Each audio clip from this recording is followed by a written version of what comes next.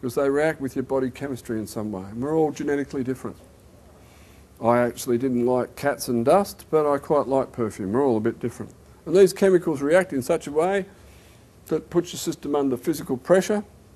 And whenever we're under pressure, either physical or emotional for that matter, our body goes into defence mode. And our heart rate increases and our breathing increases. The two things always go together.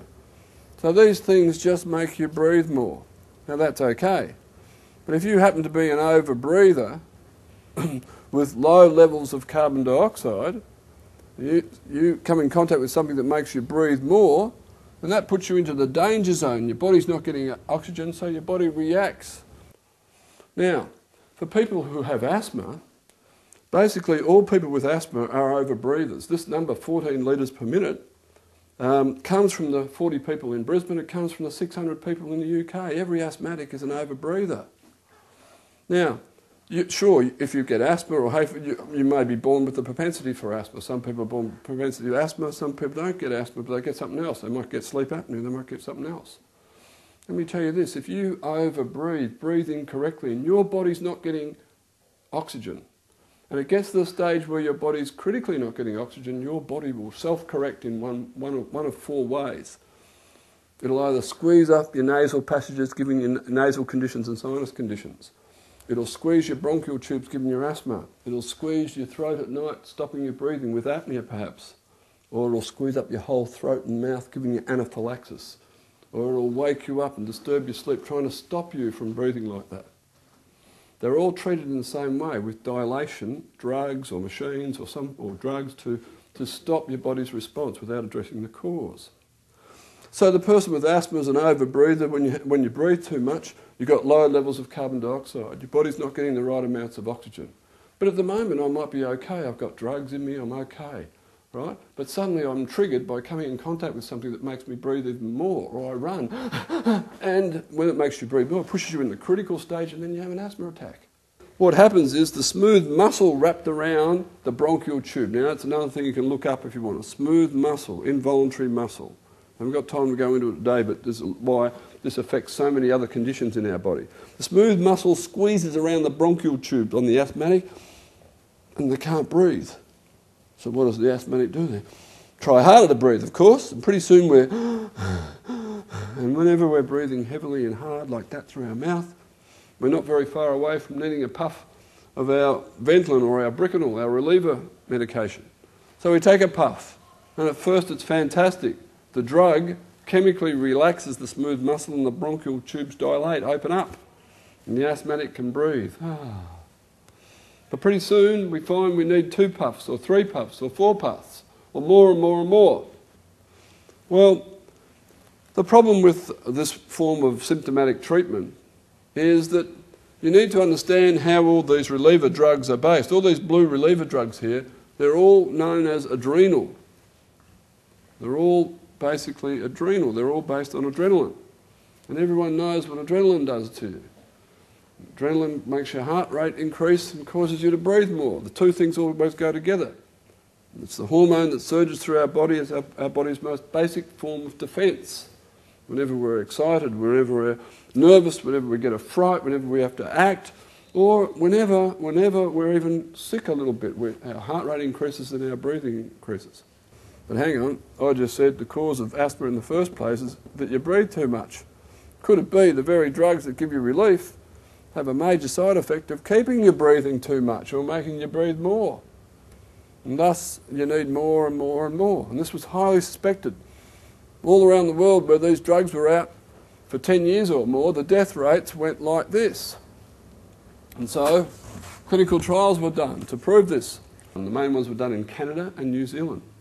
And what they tested was, would taking just 3 puffs a day of a short-acting bronchodilator, Ventolin, would it make the person's asthma get better, remain the same, or get worse and they needed more and more and more? And the overwhelming evidence was that these people needed more and more. And all this bad press came out about the asthma drugs. Ventolin puffers harmful. Are asthma drugs a cure that kills? Another headline reads. Wrong approach comes under an asthma attack. Ha ha ha. Asthma sufferers often careless. Asthma sufferers victims of indifference. Asthma worse in teen girls. All this bad press came out about the asthma drugs. So in Australia and the UK, the national asthma campaigns were formed. This was media. If you need 3 or 4 puffs a week, go back to your doctor who's supposed to know about all this research.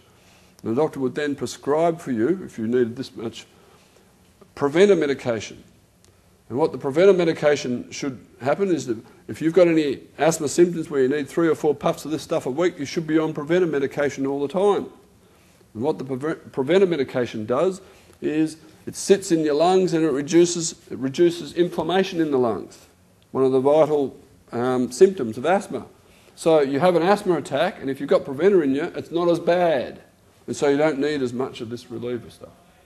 That's the theory, which is going to make you worse. So, just to explain, the BIBH, Buteyko Institute of Breathing and Health, the professional body that controls us, the practitioners, what our approach is to medications if you do the Buteyko course with me. Well, you stay on whatever medications you're prescribed by your doctor. But when it comes to asthma drugs, the world's best practice is this. The people should take their preventer medications all the time as prescribed by their doctor, but you should only ever take reliever drugs only for relief. But many people don't take their drugs that way, only when you need them. Many people take them several times a day, whether they've got it or not, because they think they're stopping it come. In the short term it will, but inadvertently, long term, it'll weaken you because of the side effect, and require more and more and more. Many people take a puff of this drug before they take the preventer, because the theory is this will open up their air tube so the preventer will get in. How ridiculous is that? Some packets even tell you to do that. Many people don't understand. Many people tend to overuse these drugs, okay? And what compounds all this is if you can go to a chemist in Australia and buy Buteyko or Ventolin over the counter, without a prescription, thus encouraging the overuse of these reliever drugs.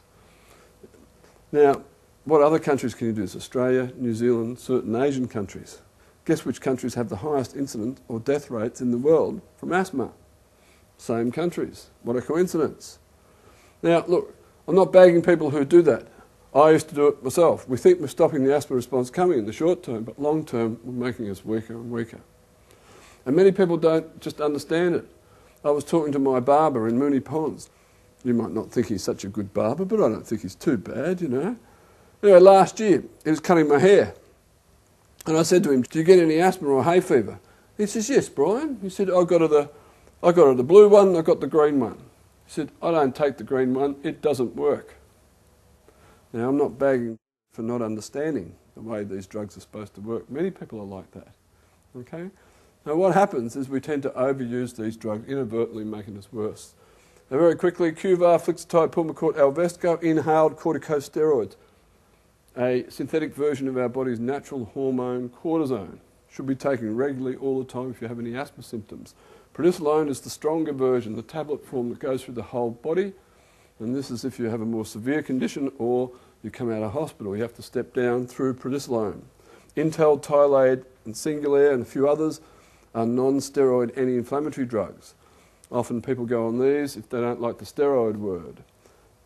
It's a little bit, they don't work as well, and a little bit misguided because these steroids actually are quite good for people with respiratory conditions. Ventolin, Buteyko, Asmol, Aramir, basically the same drug, salbutamol, just different brand names. Buteyko slightly different. Short-acting bronchodilators designed to chemically open up your airways for up to 4 hours. Atrovent and Spiriva, the tablet form of Atrovent, the Spiriva, usually prescribed for people with bronchiectasis, emphysema, to soak up mucus as well as open up the airways. The nebulizer is the pump delivering large volumes of Atrovent mixed with Ventolin often. Not used much anymore, sadly still with children, mainly because of these new drugs, Ceravent and Oxys. Ceravent and Oxys are called controllers. 1 puff of Ceravent or Oxys is equivalent to between 8 to 12 puffs of Ventolin.